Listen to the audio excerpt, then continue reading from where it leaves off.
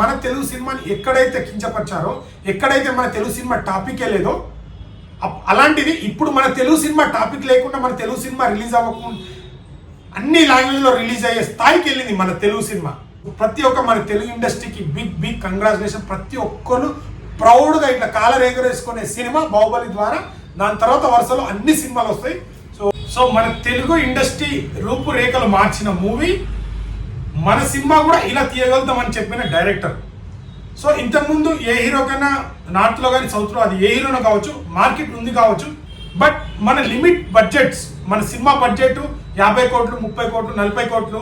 So regular genre సినిమాలే, family sentiment, mass masala, hero elevation scenes, ఒక comedy, 4 songs, ఇదే మెయిన్గా మన ఫ్లాట్ మొత్తం సాగుతుంది. ఒక ఎమోషన్ సీన్స్, ఒక ఊర్లో వాళ్ళని కాపాడడం, ఇదే రొటీన్గా ఒకే మాస్ ఫార్ములో వెళ్ళే సినిమాలు.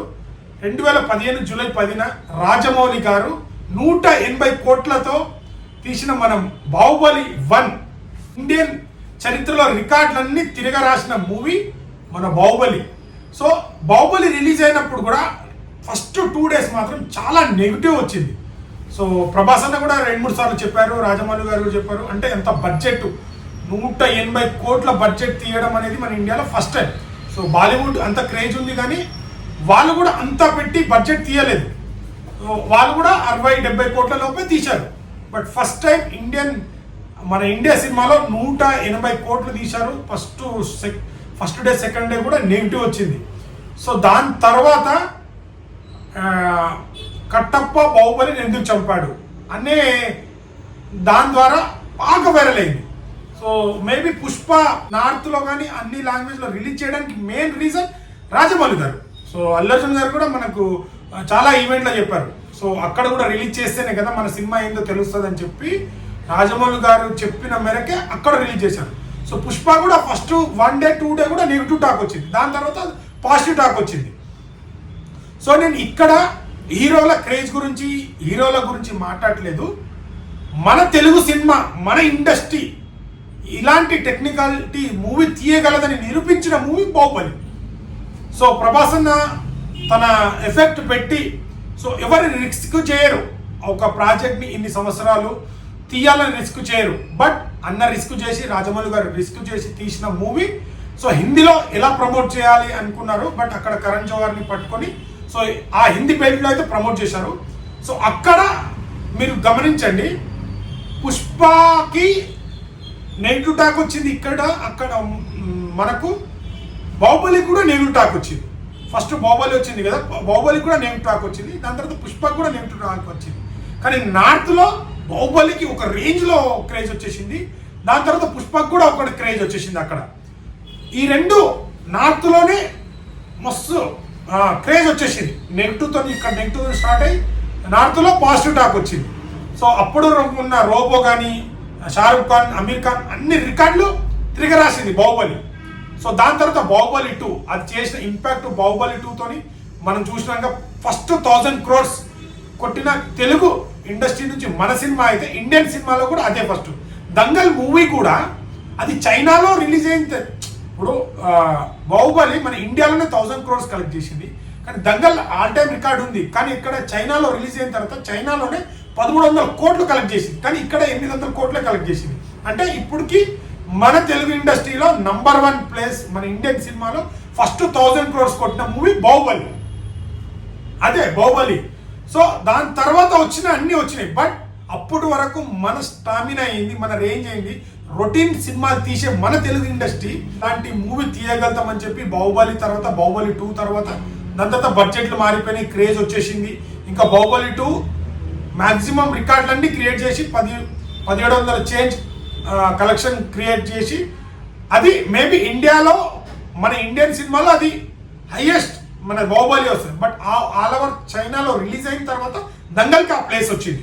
సో దాని తర్వాత పుష్ప వచ్చి బాహుబలి దాటడం, దాని తర్వాత అలా అన్నీ జరిగినాయి. బట్ ఓకే, ఏదైనా మన తెలుగు సినిమాని, కానీ మన తెలుగు సినిమా లెవెల్ని, మన స్టార్డమ్ని, మన ఇండస్ట్రీ స్టార్డమ్ని మనం కూడా ఇలా తీయగలుగుతాం.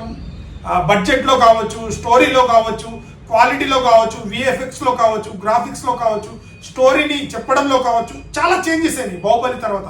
దానికి మెయిన్ బీజం రాజమౌళి గారు ఆ స్టోరీ అనుకోవడం, ప్రభాస్ అన్న ఎంచుకోవడం, ప్రభాస్ అన్న తన ఇన్ని సంవత్సరాల ఆ సినిమా కేటాయించడం, చాలా కష్టపడడం, బాడీ బిల్డప్ కానీ, రానా గారు, ప్రతి ఒక్కరు యాక్ట్ చేసిన ప్రతి ఒక్కరు, కీరవాణి గారు, ప్రతి ఒక్క టీంకి మనం ఎప్పుడు గర్వించదగ్గ ఒక సినిమా అంటే అది బాహుబలి.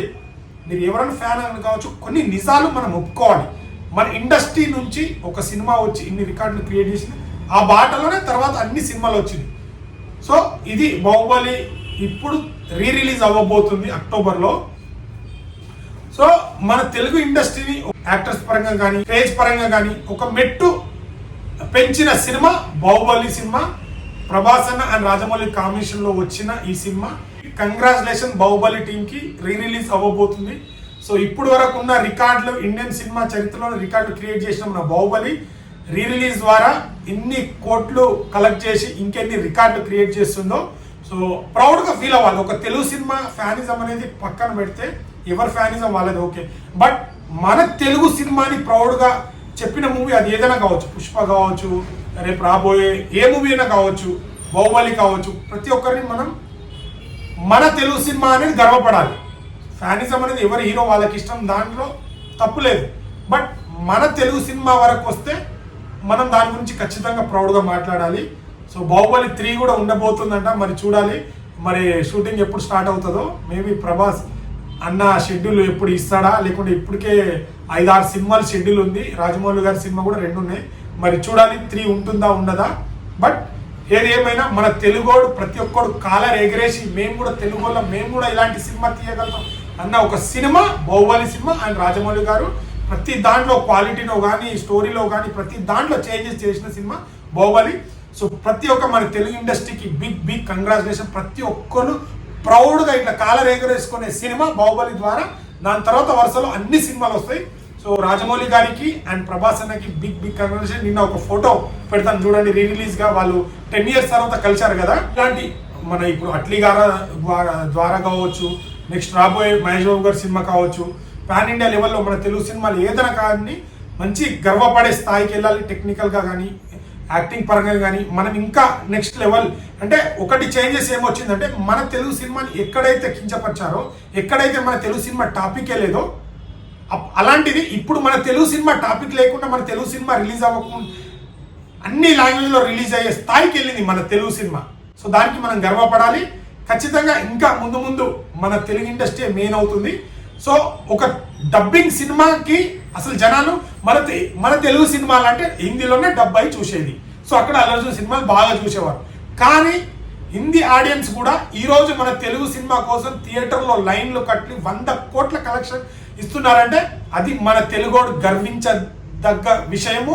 ఖచ్చితంగా మనం అందరం ప్రౌడ్గా ఫీల్ అవ్వాలి. ఈరోజు హిందీలో వాళ్ళ రికార్డులు కూడా లేపేసి మన సినిమాలు ఉన్నాయి. బాహుబలి కావచ్చు, దాని తర్వాత బాహుబలి 2 కావచ్చు, దాని తర్వాత పుష్ప వచ్చింది, దాని తర్వాత పుష్ప 2 కావచ్చు. అక్కడ మన రికార్డులు ఉన్నాయి, మన తెలుగు హీరో, మన తెలుగు డైరెక్టర్, మన సినిమా.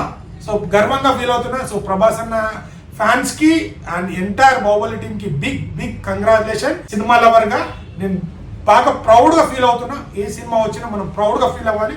మన తెలుగు సినిమా గురించి మనం గర్వంగా మాట్లాడుకోవాలి. సో వీడియో నచ్చితే లైక్, షేర్, సబ్స్క్రైబ్ చేయడానికి మాత్రం మర్చిపోకండి. ఇలాంటి కంటెంట్ వస్తూనే ఉంటాయి. Thank you so much.